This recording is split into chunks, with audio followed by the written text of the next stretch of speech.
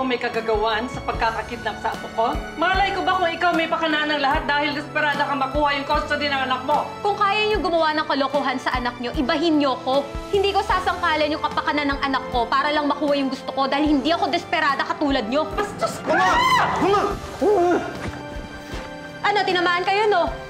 Sa susunod kasi, nabatuhin niyo ako ng paratang, siguraduhin niyo walang babalik sa inyo. I don't think Miss Makabuhay's case is complicated para mabinbin ang kaso at magtagal sa korte. Her daughter is 7 years old.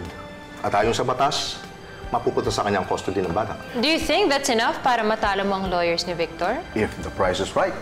Well, that will not be a problem. And I'm telling you, attorney, pwede ka nang mag-retire pag napanalo mo ang kaso. Sa wakas naman, nagparamdam ka rin, ano? Kala ko, inasahan mo na ako. Saan ka ba na pumupunta? Nag-iikot ako, naghahanap ako ng mga baril para sa tao ko. Ano balita?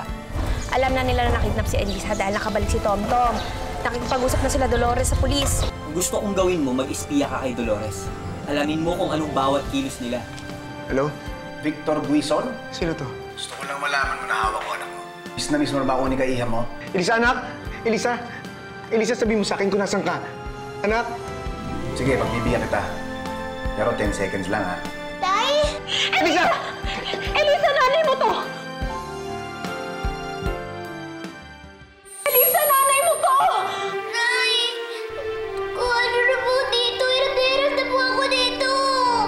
Anak, bakit? Anong ginawa nila sa'yo? Anak! Si tatay to, sabi mo sa akin kung nasan ka. Sabi mo sa akin, anak. Hindi ko po alam, basta po sinakay po. Hop! Time is up! Sandali! Nay! Tay! Tulungan niyo ako! Nay! Tulungan niyo ako!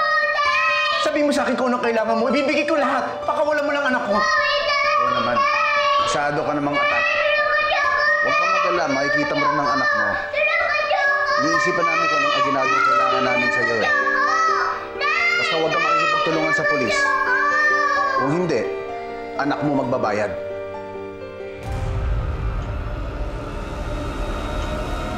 Ano? Sabi mag-end, Victor! Pilitin yung makipag-negotiate para matapos na to! Sandali na. Hindi ko na siya makontak. Busy na number niya. What's their next move? Anong gagawin nila ngayon? Magkakainit ba ako dito? Gusto ko na umuwi! Gusto ko na umuwi sa amin! Baka manadyo na ako! Gusto ko si Inay!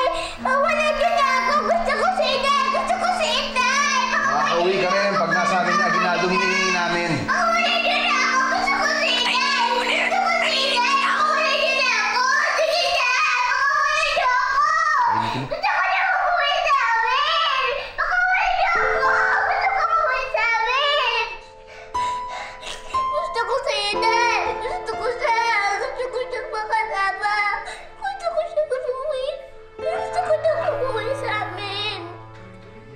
Gusto ko si Inay! Gusto ko si Inay! Gusto ko siya makita! Gusto ko si Inay! Gusto ko umuwi sa amin!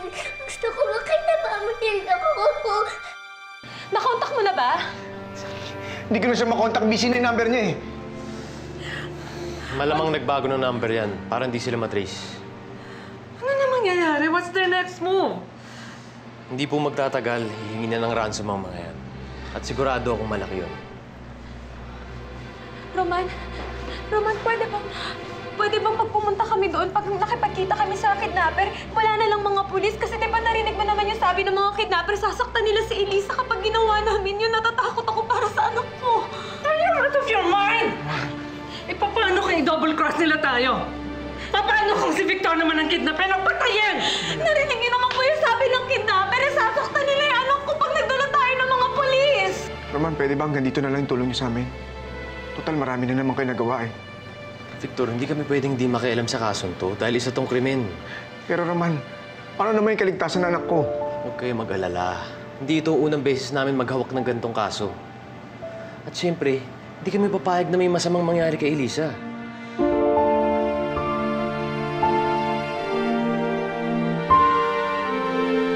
Ate Josie! Ate Josie! Tiffany, tara, pasok ka dun. For you guys, oh. Ano yan? Cebu lechon galing sa Cebu. Salamat ha. Pero wala akong ganang kumain yan. Bait mo naman. Naisipan mo pa kaming dalan neto. Salamat ah. I learned from the internet na party sa Lucky Food. Kaya naisipan ko kayong bigyan yan. Masarap na, lucky pa. You need all the luck in the world para naman mabawasan ang mga problema nyo. Salamat, Tiffany. Kung agang Richard Bueno nito. Oh. Kumain ka na. Sige na, kumain ka na.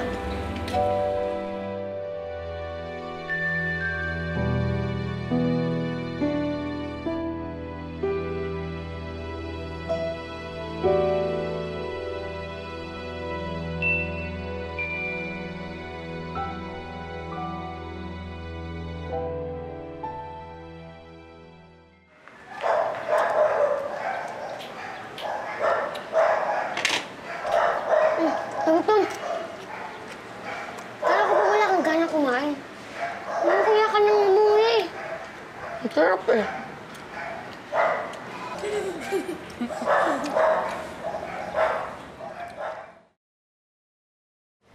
Imelda, kinakabahan ako sa desisyon nila. Mars, di ba sabi naman ni Roman, sanay silang humawak ng mga gantong kidnapping cases. Kaya magtiwala lang tayo sa kanila. Alam nila yan. Eh paano kung may mangyari kay Elisa sa bagsakan ng ransom? Alam mo, Mars, si Roman, napamahal na yan sa anak mo. Kaya sigurado ako hindi niya papabayaan si Elisa. Ikaw, mag-relax ka lang. Positive thinking lang. Kasi pag mag-isip ka ng masama, lalo ka lang hahatak ng negative vibes yun. Sige, salamat Imelda ha. Pasensya ka na, nadistorbo kita sa trabaho mo.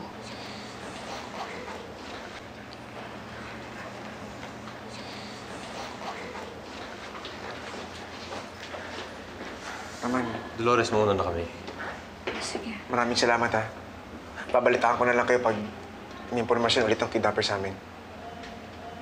Okay.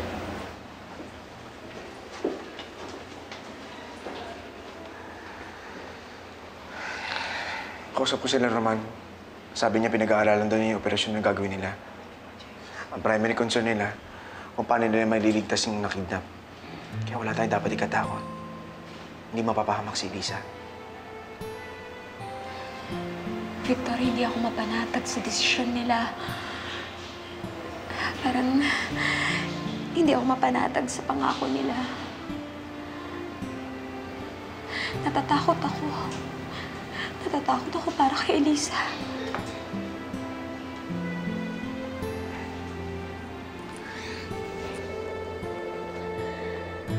Ako rin naman natatakot eh. Pero hindi tayo dapat magpatalo sa takot natin. Kahit pa nagpatalo tayo sa emosyon natin, hindi tayo makakapag-isip na maayos.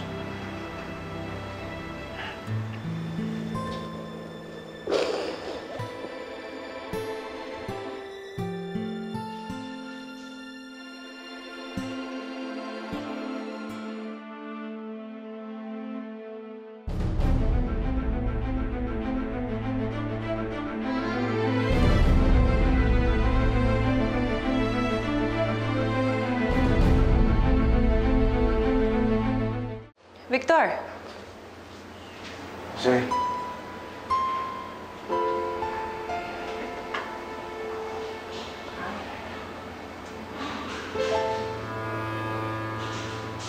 Kanina ka ba nandyan?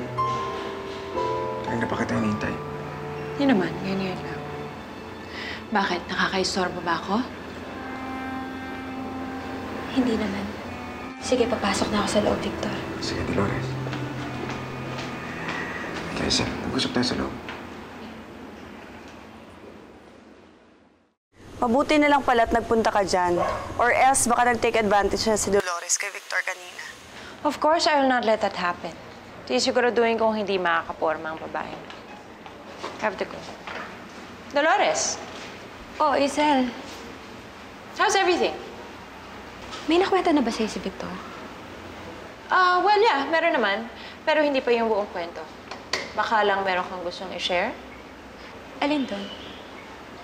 Na hindi daw safe ang lugar na ito. Pero ang sabi ni Roman na naligtas naman kami dito. I don't think so. Eh, meron kang nakapasok na kidnapper eh. Hindi mo alam? Paano nangyari yun? Well, let's just say na pagdating ko pa lang dito, I got face-to-face with a kidnapper. Isang kidnapper na pilit inaagaw si Victor sa akin. Ako ba pinatatamaan mo? Tinatamaan ka? Alam mo, Dolores, halatang-halata naman eh, na sinasamantala mo ang sitwasyong to para mapalapit ulit kay Victor. Pero binabalaan kita. Huwag mong susubukang ahasin sa akin si Victor. Dahil hindi mo alam kung anong pwede kong gawin sa'yo.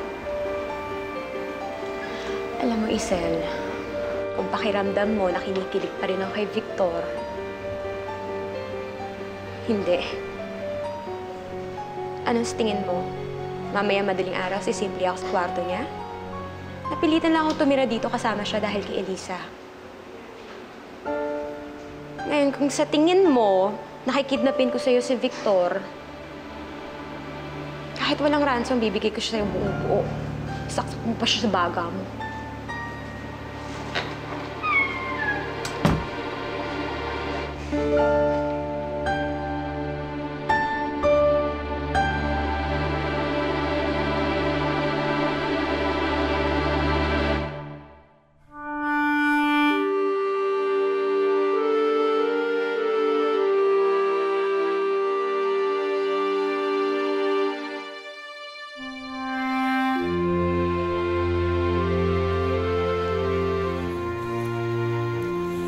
Elisa? Bakit ang likod mo? Pawis na po kasi ang likod ko. Ha?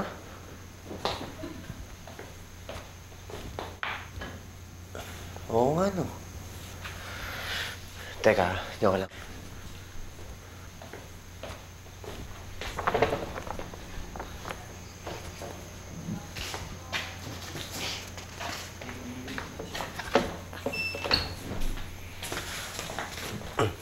Sige na. Mahigaan na. Papayayan kita. Okay lang po sa inyo? Oo naman. Palagi kong ginagawa ito sa kapatid ko. Bakit po? Wala po ba kayong ventilador sa bahay niyo? Meron. Kaya lang, palagi kami napuputulan ng kuryente.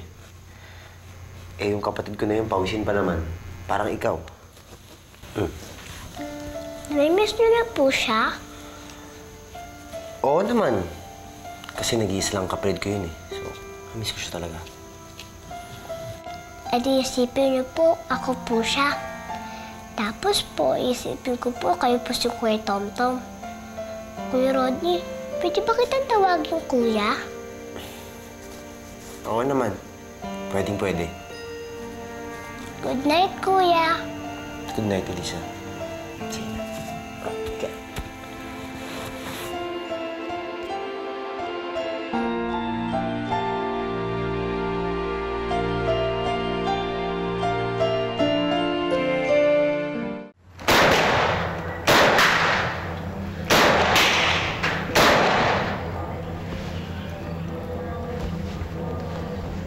Ano ba plano mong hingin sa tatay? 1, 2 milyon? Palagay mo, bibigyan nila yun? Pare, tumatain ng milyon-milyon kada araw ang pamilyang yun. Hindi sila masasaktan sa hingin ko. Paano kung magsama ng pulis sa bagsakan? Tanga nila pag ginawa nila yun. Binantaan na natin sila. Alam mo naman na mayayaman. Hindi nagpapaisa pagdating sa pera. Eh di magsumbong sila sa pulis para malaman nila kung sinong hinahamon nila. Simple lang naman ang gagawin ko kapag di sila tumupad sa usapan. Mas masahol pa sa latang yan magiging itsura ni Elisa.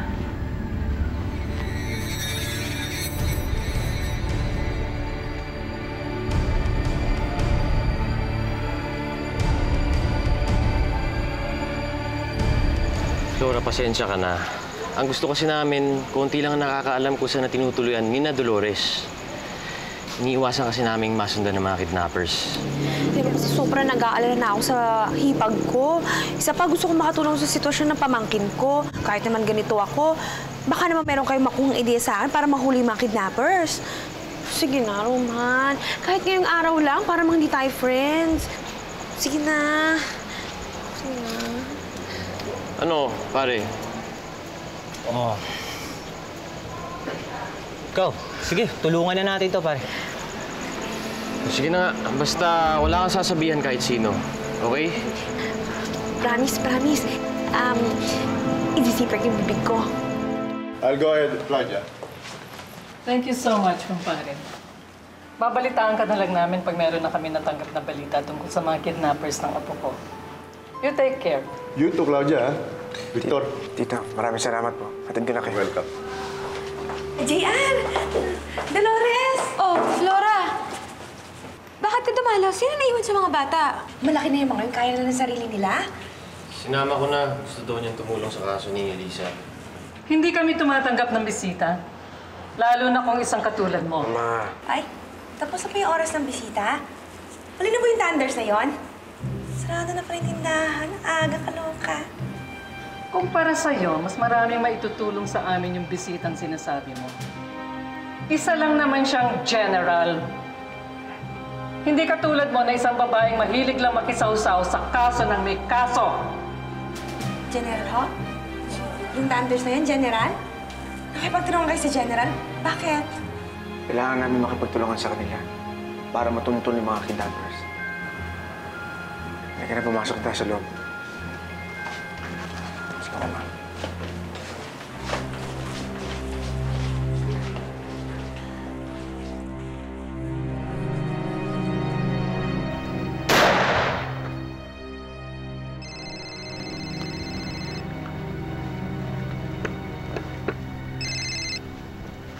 Hello, Flora. Ano balita?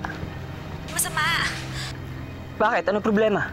Eh si Victor, hindi lang sa pulis humingi ng tulong. Kumontak pa ng Gerald para hanapin kayo. Ano?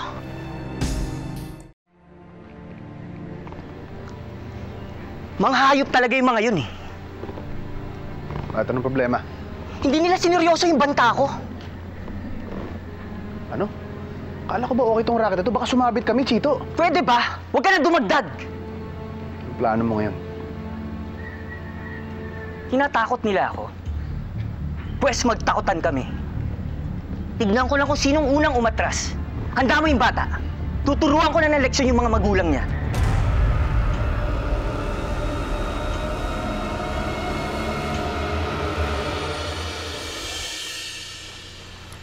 Kuya, salamat sa pagpaypay niyo sa akin kahapon, ha? Miss ko po ito si Inay. Bakit naman? Ay po, nung burnout po sa amin, kaya pinaputulong kami ng kuryente. Lagi po ako pinapaypayan, hanggang po siya makatulog ako. Yung tatay mo, ginagawa rin ba yun sa'yo? Hindi po, kasi po mayaman po sila. Hindi po sila nakiputulan ng kuryente. Oo nga pala. Kuyisan ka nga pala. Hindi po, itiyak ko lang po yun. Kabuhay pong apelido ko tulad ni Inay. Makabuhay? Parang pamilyar sa akin yung apelidong yun eh. Anong pangalan na rin? Dolores po. Dolores Makabuhay ang pangalan ng nanay mo. Parang may kilala akong Dolores Makabuhay. Saan ka nakatira? Sa San Francisco po, doon po sa Pandakan. Bakit niyo po naitanong? Kilala niyo po ba si Inay? Ha? Oh, kain ka pa. Hindi lang. Tama na yan. Ilabas mo siya. Teka, hindi pa tapos kumain yung bata eh. Wala akong pakialam. Basta ilabas mo na. Kuya Rodney, natakot ako, Kuya Rodney. Dito lang ako. Dito lang ako. Rodney, natakot ako. Saan niya ako dadalhin? Sige, dito lang ako. Dito lang ako. Dito lang ako.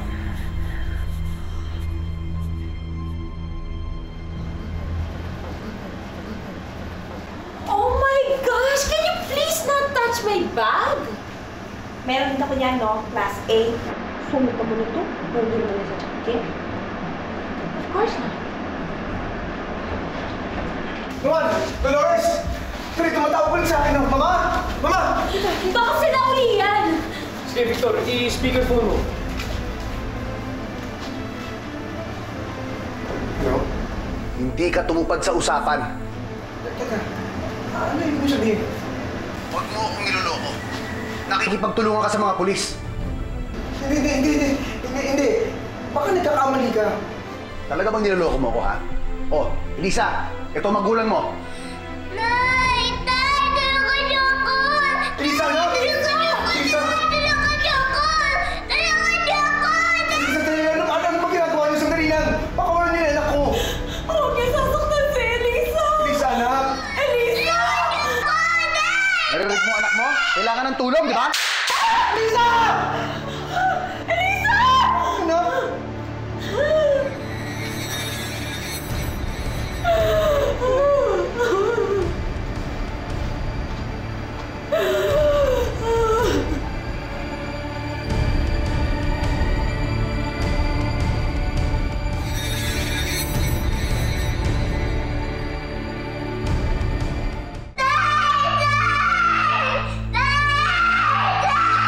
Elisa, anak! Mga ayaw ko kayo! Ano ginawa niyo sa anak ko? Tama yan. Matakot ka. Dahil sa susunod na lulukohin mo, paparin ko ulo ng anak mo. Ano ba talaga kailangan niyo sabihin sa akin para matapos na to? Ano? 3 milyon! 3 milyon para sa buhay ng anak mo. Bibigyan kita ng 48 oras para sa pera. Huwag kang tatawag ng pulis kung ayaw mo inumin bangkay ang anak mo. Sandali!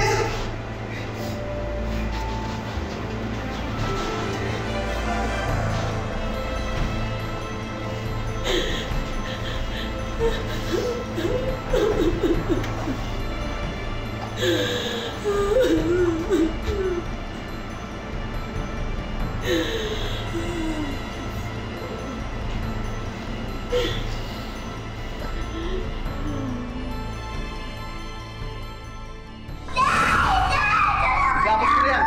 Lagyan mo ng medyas yung bibig para hindi maingay. Sige na! Tulungan niyo ako! Tulungan niyo ako! Nay! Tulungan niyo ako!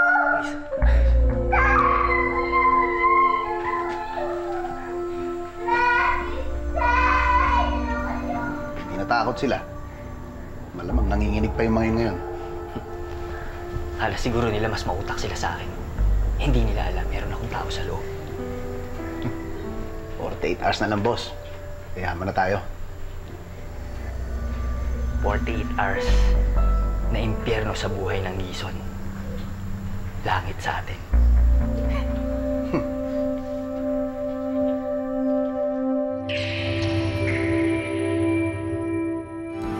Yes, papasukin niyo na si General Vasquez. Hindi niyo ba narinig sinabi ng mga kidnappers kahapon? Hindi tayo pwede makipagtulungan sa mga pulis. Pinagbantaan nila tayo! Nay, huwag niyo tutuloy yung plano niyo!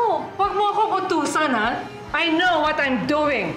Huwag ka nang aalis dyan, ha? Nakapasok ka na sa grupo nila, kaya huwag kang lalabas. Basta malaking parte ko, ha? Baka naman pag nakuha niyo yung ransom, makalimutan ninyo ako. Ransom? Flora, may kinalaman ka pa sa pangingidnap ni Elisa? Dito ho ba sa lugar na ito nakatira si Dolores Macabuhay? Oo! Doon! Sa looban! Rodney! Kamusta? Napagawi ka dito sa lugar namin. Napadaan lang. Ikaw, kamusta? Dami nagbago nung high school. Dami-daming problema.